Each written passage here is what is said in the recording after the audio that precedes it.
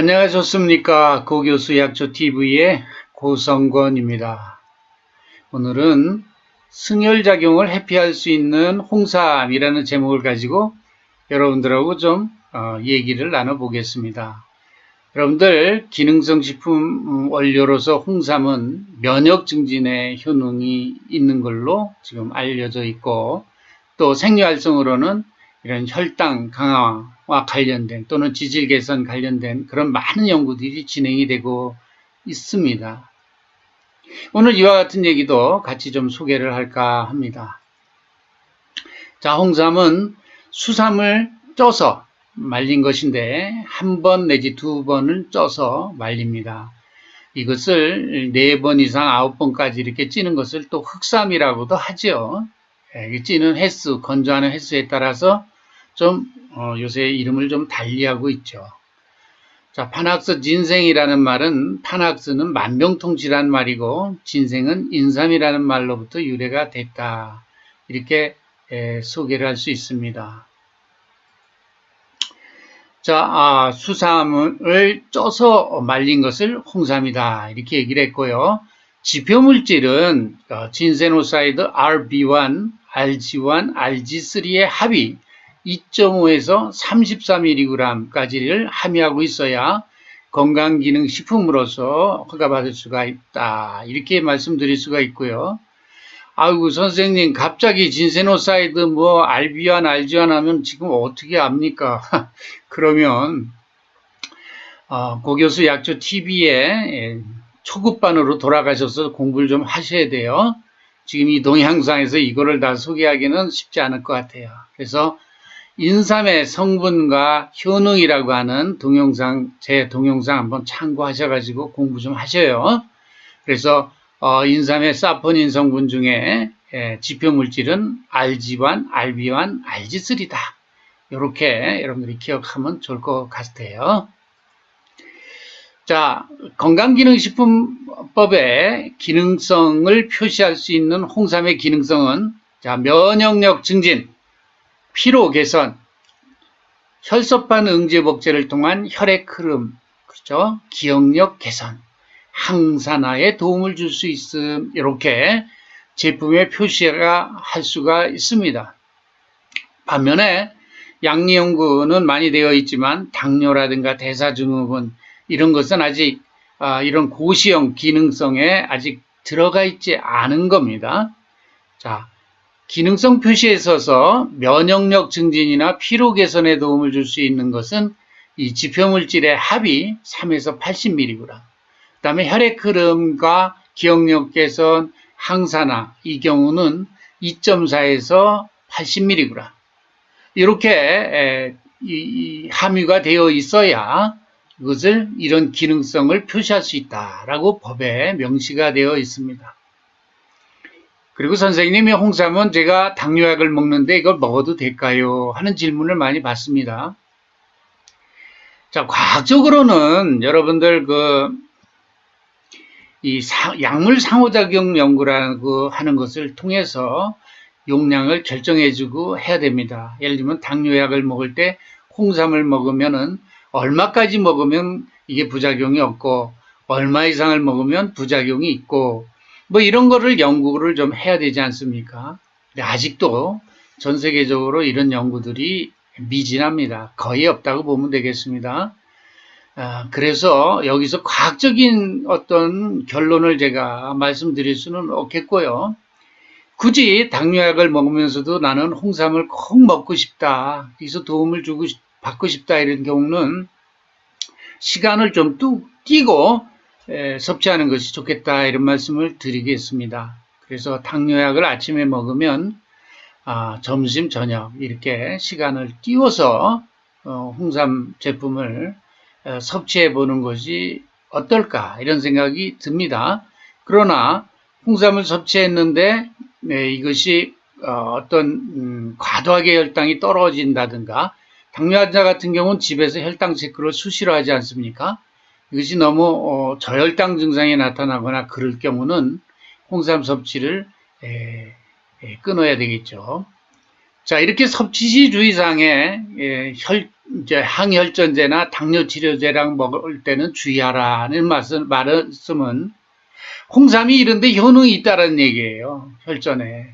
그러니까 이런 주의사항이 있죠. 그러나 정확한 데이터가 얼마까지 먹으면 되고 얼마까지 먹으면 안 되고 이런 거가 아직 가이드라인이 없다.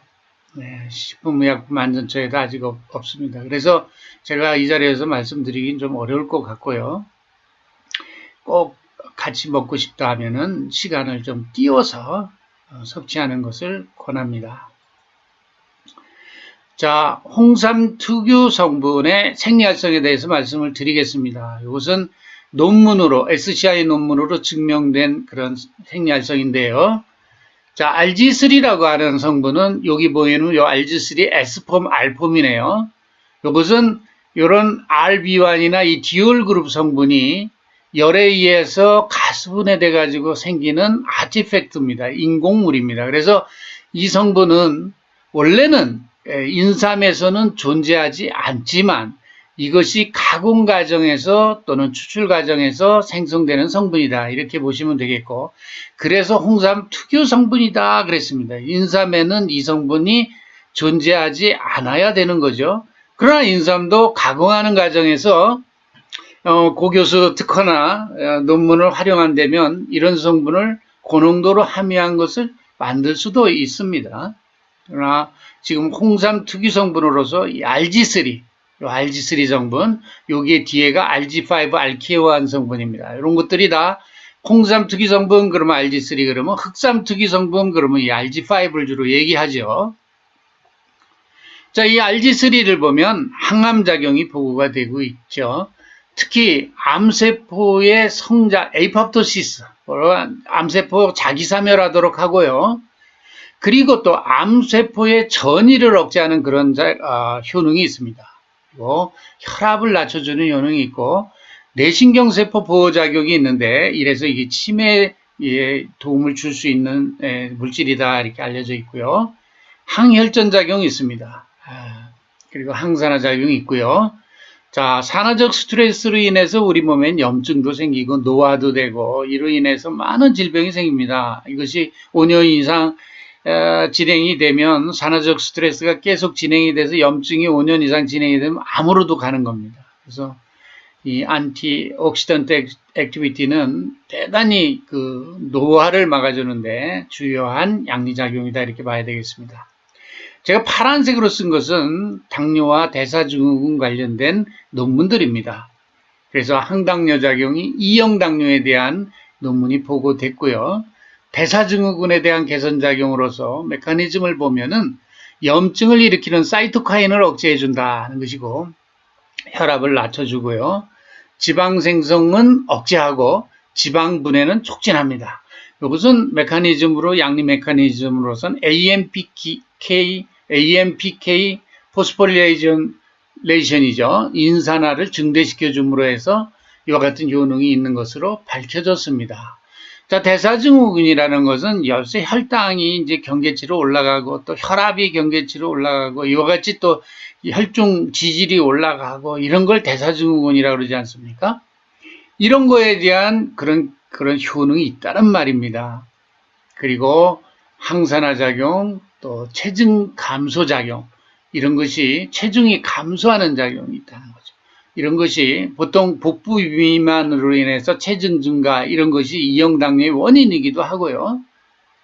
대사증후군의 한 증후들 중에 하나죠. 이런 걸 잘 제어할 수 있다라는 것이고, 여기 RG5 성분, 이것은 제가 개발한 당일학이라고 하는 제품의 홍삼 HPLC 시그널입니다.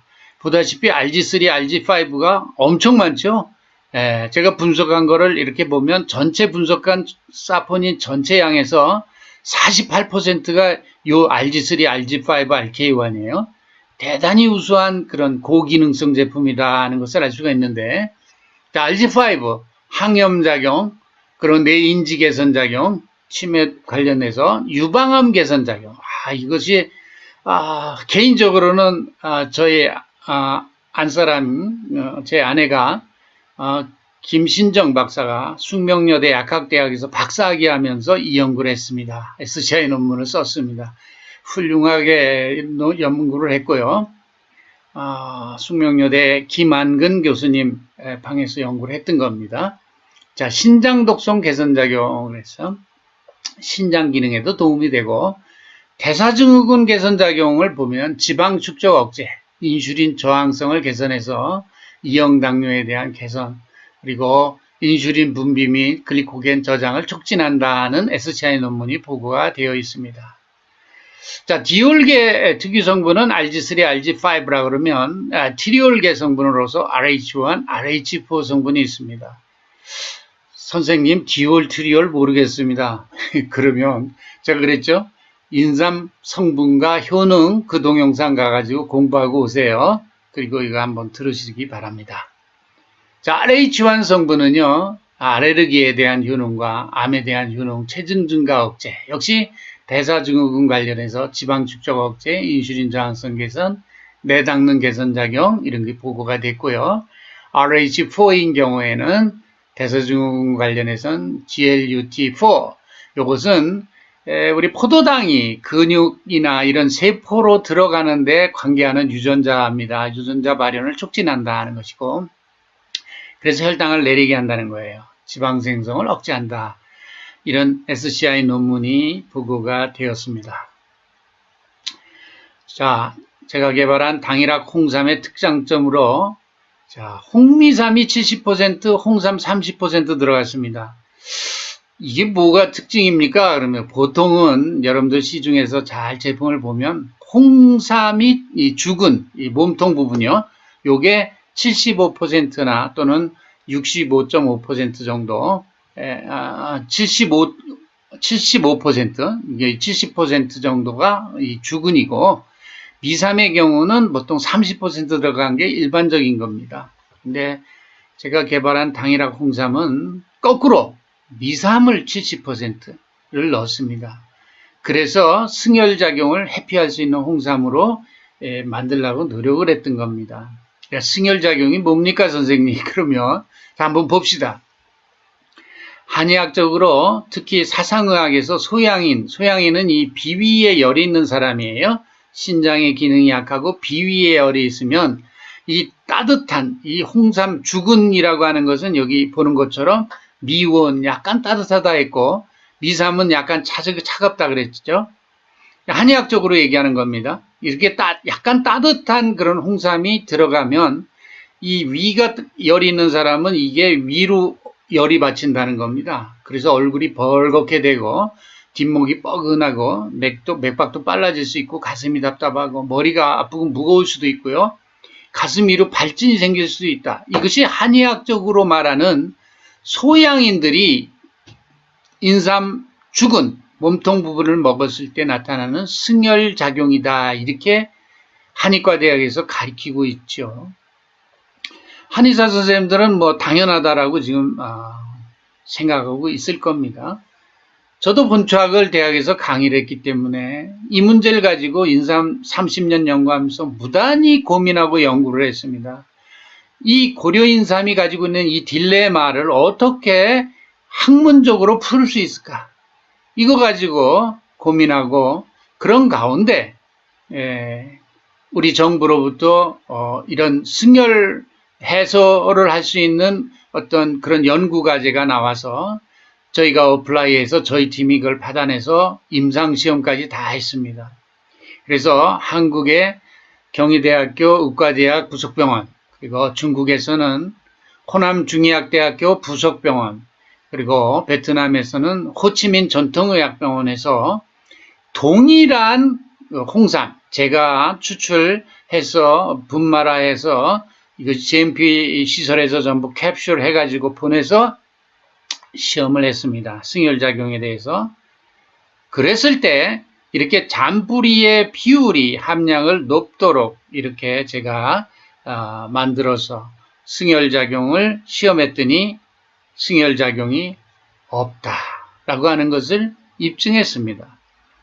자, 그래서 이와 같은 연구를 토대로 제가 이와 같은 비율로 제가 일단은 홍삼을 추출을 했는데요. 자, 근거를 한번 보도록 하죠. 왜 내가 이런 생각을 했는가 보면은 1695년 장로라고 하는 학자가, 한의학자죠. 본경봉원이라는 책을 저술했는데요. 거기에 보면 미삼은 쓴맛으로 기록을 해서 보음하고 기미가 차가운 성질임을 의미하고 있다. 1828년 장덕유라고 하는 한의학자가 저술한 본초정이라고 하는 책인데 이때는 청나라 때가 되겠습니다. 이 책에서는 미삼은 허화, 즉 허열, 위로 뜨는 열을 허화가 받치고 간과 쓸개의 열이 상충할 때 양기를 잠기게 하고 열을 내리게 하고 화가 내리게 하는데 적합하다라고 기술을 하고 있습니다. 또 청나라의 장병선이라고 하는 학자가 저술한 본초 편독이라는 데서 이 미삼은 하행하는 성질이 있다는 거예요. 끌어내린 성질이 있다는 거예요. 이와 같은 기록이 분명히 존재하고 있기 때문에 저는 이 기록을 확인하고 이것을 이용해서 이 미삼을 이용하고 이 비율을 높이면 열을 올리는 게 아니라 열을 내리게 하는 데 도움을 줄 수 있겠구나. 이런 생각으로 제가 이와 같은 홍삼제제를 제가 개발을 하게 된 겁니다. 그래서 이와 같은 본초학적, 한의학적인 서지학적 연구를 토대로 했고 이것을 바탕으로 해가지고 또 성분 분석을 해보니까 미삼의 경우는 중추신경을 억제하는 디올그룹의 성분이 상당히 많이 들어 있습니다. 뭐보다? 몸통, 죽음보다 많다라는 거죠. 그것도 제가 논문으로 쓴 바가 있습니다. 그래서 이와 같은 천연물 화학적인 연구, 그 다음에 한의학적, 본초학적인 서지학적인 연구를 토대로 제가 30년 인삼, 홍삼 연구의 결론은 승열작용을 회피하기 위해서는 이 잔뿌리삼을 잘 활용해야 되겠다. 이런 생각으로 이와 같은 홍삼을 우리가 제품에 그렇죠? 잡아야겠다 이런 말씀을 드리고 싶습니다. 자, 그 다음에 보통 홍삼에 있는 알비완이라는 성분이 열을 가하면 RG3로 되고 또 RG5, 알키에완 같은 성분으로 변화가 되는데 이것은 이렇게 20번에 붙어 있는 당이 떨어지지 않았습니까? 포도당 2개가 떨어졌고요. 자, RG5가 되면 이쪽에 20번 쪽에 이중결합이 하나 더 형성되는 그런 구조적 변화가 있습니다. 이와 같이 열에 의해 가지고 이와 같이 당이 일부 떨어지고 프로사포게닌으로 되면 기능성, 효능이 올라간다라고 알려져 있습니다. 그것은 왜 그러냐 하면 우리 세포는 보통 인지질로 되어 있습니다. 그렇기 때문에 당이 이렇게 두 군데씩 이렇게 많이 붙어 있는 배당체는 인지질로 되어 있는 세포를 통과해서 흡수가 되지를 않습니다. 그래서 보통 우리 하느님께서는 우리 인체 장내에 수억 마리의 미생물을 넣어놔 가지고 우리가 이런 인삼을 먹게 되면, 홍삼을 먹게 되면 이런 당이 붙어 있는 배당체 성분의 당의 일부를 이 미생물들, 장내 미생물이 효소를 분비해서 띄어냅니다. 그렇게 되면서 극성이 낮아지면서 이 지질층 세포를 통과해가지고 흡수가 되는 것입니다. 그래서 이와 같이 인삼사포닌의 특유 성분인 RG3, RG5 이런 성분들은 당이 열에 의해서 떨어져 가지고 이게 극성이 낮아진 그런 유기암물로 변하기 때문에 이 같은 성분은 바로 흡수가 잘 됩니다.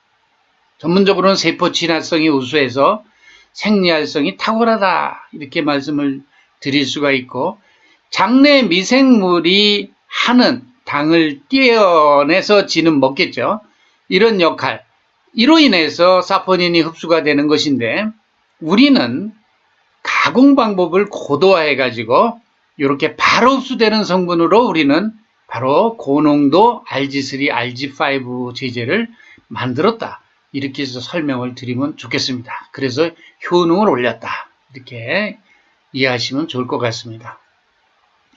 우리 당일학 홍삼의 특장점을 한번 보면 역시 승열 해피 홍삼이다 하는 것이고 설명을 드렸습니다. RG3, RG5, RK1이 총 사포닌, 분석한 총 사포닌의 48%가 다 이 성분이다. 이 세 성분이다 하는 거죠. 근데 이 성분이 어떻다고요? 소화 흡수가 잘 돼가지고 혈중에 돌아다니면서 기능성을 아주 높여주는 성분이다. 이런 말씀을 드릴 수가 있죠.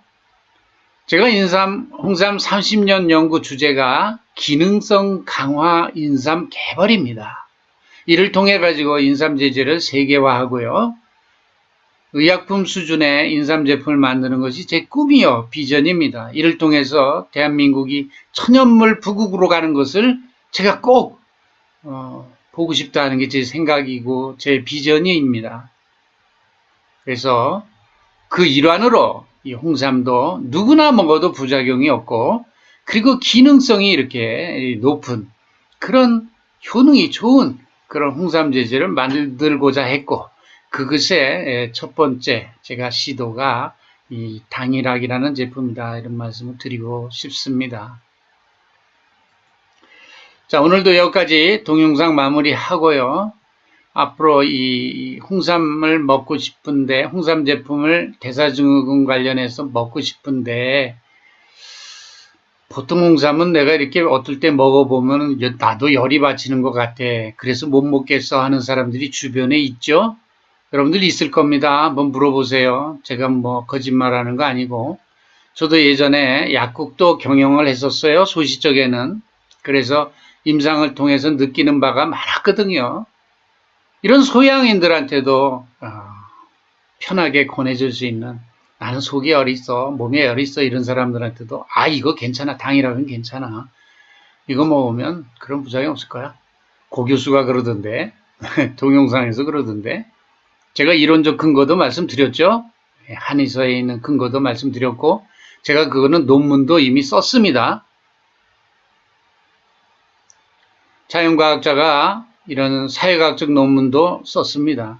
한번 여러분들 그것도 제가 기능성 강화 인삼이라는 책을 통해서 소개를 했으니까 관심 있는 분들은 한번 보시고 전문성을 함양하기 바랍니다. 자, 수고하셨습니다.